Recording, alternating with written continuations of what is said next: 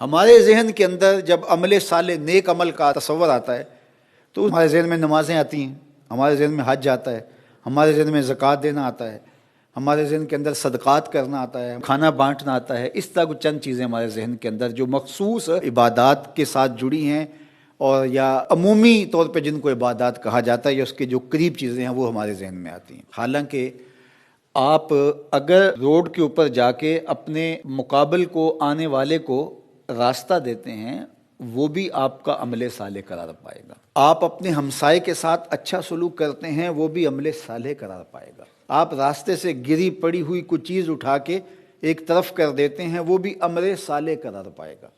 آپ کسی کو مسکرا کے ملتے ہیں وہ بھی عمل صالح قرار پائے گا۔ لا تحتقرن من المعروف ولو ان تلق اخاک بوجہ طلق، تو یہ ہمارا دین ہے۔ اچھے رویے عمل صالح ہیں، اچھی اقدار عمل صالح ہیں، اچھے اخلاق عمل صالح ہیں۔ لوگوں کے ساتھ خیانت نہ کرنا، ان کے ساتھ دیانت سے پیش آنا، یہ عمل صالح ہے۔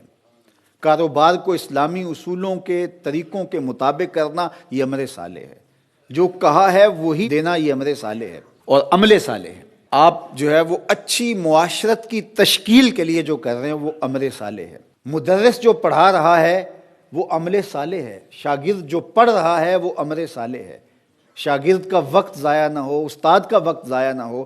اگر شاگرد خیال رکھتا ہے یا استاد خیال رکھتا ہے تو وہ عمل صالح ہے۔ عمل صالح کا مفہوم بہت زیادہ وسیع ہے جس میں ہماری پوری معاشرت آتی ہے، اس لیے اس کو حسنات دنیا میں ہمارے مفسرین نے شمار کیا، جس سے انسانوں کو خوشی ہوتی ہے، انسانوں کو راحت پہنچتی ہے، انسانوں کو نفع پہنچتا ہے۔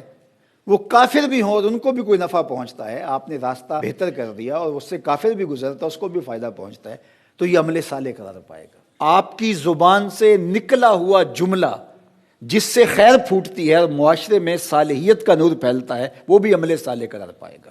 آپ اپنی گاڑی کو صحیح کرواتے ہیں اور اس کا دھواں ماحول کے اندر آلودگی کا سبب نہیں بنتا تو وہ عمل صالح کے زمرے میں آئے گا۔ اور اگر آپ کی گاڑی کے دھوئیں سے ماحول میں آلودگی پھیلتی ہے تو وہ عمل بد کے زمرے میں آئے گا۔